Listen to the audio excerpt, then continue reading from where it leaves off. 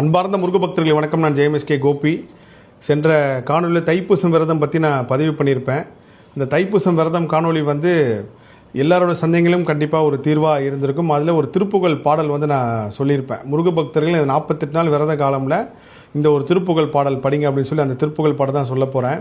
இந்த திருப்புகழ் பாடல் பார்த்திங்கன்னா உண்மையிலே இந்த பாடலை நீங்கள் உணர்ந்த அந்த அர்த்தத்தோட விளக்கத்தோடு தெரிஞ்சுக்கிறப்போ ஒரு பெரிய கூஸ் பம்ப்ஸாக இருக்கும். இந்த பாடல் ஒருவேளை படிக்க முடியல அப்படின்னா பாண்டிச்சேரி சம்பந்தங்குருக்கள் ரொம்ப அருமையாக பாடியிருக்காரு. அந்த கேட்குறப்பயே அதில் ஒரு உயிரோட்டம் இருக்கும் அந்த பாடலில். அந்த பாடல் வரும் கூஸ் பம்ப்ஸ் மட்டும் இல்லாமல் முருகப்பெருமான் உங்களுக்கு உண்டான ஒரு சோல் கனெக்டை தூண்டிவிடும். நம்ம முருகர் இப்படியா அப்பா, இப்படிப்பட்ட ஒரு கருணையான தெய்வத்தை நம்ம இத்தனை நாள் கும்பிடாமல் இருந்துட்டேன்னு சொல்லி நினைப்போம். அப்பேற்பட்ட ஒரு அற்புதமான திருப்புகழ் பாடல். குமுதம் பக்தியில் நான் இந்த திருப்பம் திருப்புகழ் பாடலை நான் இதை கிட்டத்தட்ட இப்போ தான் ஒரு 18வது 19வது பாடல் வந்திருக்கு. இது 25வது பாடலை வச்சுருந்தேன். ஆனால் அவ்வளோ தாமதமாக இதை சொல்லக்கூடாது, இப்பயே முருக பக்தர்கிட்ட சொல்லணும்னு சொல்லி நான் முன்கூட்டியே பதிவு செய்கிறேன். கண்டிப்பாக இந்த பாடல் உங்கள் வாழ்வில் இருக்கிற எல்லா சந்தேகங்களுக்கும், முருகனை கும்பிட்டு கை விட்டார், முருகர் என்னை விட்டுட்டார், முருகர் என்னை பார்க்கல, முருகர் ஒருத்தர் உள்ளவே இல்லை, நான் எனக்கு அமிச்ச ஸ்க்ரீன்ஷாட் பக்தர்கள் அமிச்செல்லாம் நான் எனக்கே ஒரு நாள் பதிவு செய்ய பாருங்கள். முருகன் ஒரு துரோகி, நீ முருகனை பேரை வச்சு ஏமாத்தாத, முருகனை வச்சு சம்பாதிக்கிற, முருகன் சும்மா எல்லாருக்கும் கொடுக்க மாட்டான், முருகன் பணக்காரனுக்கு மட்டும்தான் கொடுப்பான், முருகர் விஐபி தரிசனம் பார்க்குறது தான் கொடுப்பான்னு எத்தனையோ விரக்தியில் பக்தர்கள் பேசுவாங்க.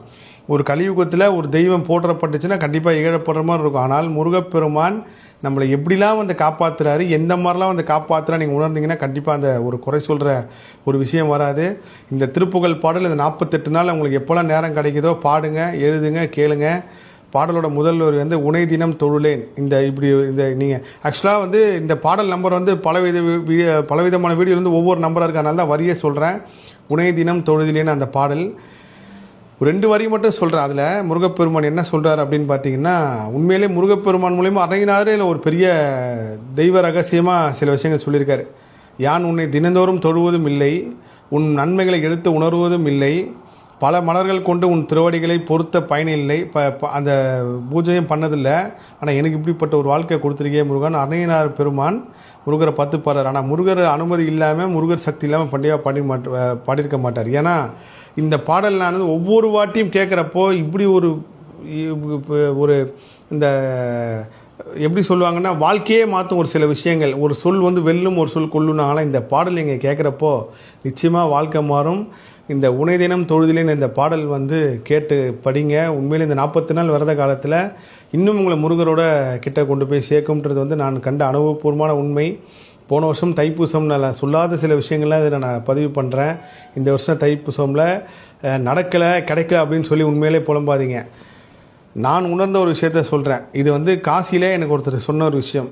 எந்த நடு ரோட்டில் நின்று அப்பா, அம்மா, சொந்தம், பந்தம், அண்ணன், தங்கச்சி, மனைவி இவங்க எல்லாருமே நம்மளை அவமானப்படுத்தி நடு ரோட்டில் கைவிட்டு நிற்கிற சூழ்நிலை கூட நீ இறைவனை புகழ்கிற மனசு உனக்கு இருக்கா? இப்படிலாம் ஒரு கர்மவினை கொண்டு நிப்பாட்டுமா.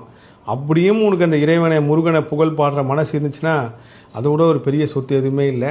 அவர் ஒரு ஊழ்வினை கர்மனைப்படி தான் திரும்பவும் சொல்கிற பலன் கிடைக்கும். ஆனால் விதியை கண்டிப்பாக முருகப்பெருமான் திருத்துவார். இது உண்மை. இந்த பாடல் பாடி தைப்பூசம் விரதம் இருங்க. பேருண்மையை நீங்கள் உணர்வீங்க முருகப்பெருமான் எப்படி வேலை செய்கிறாருன்னு சொல்லி. எல்லா புகழும் முருகனுக்கே. நன்றி.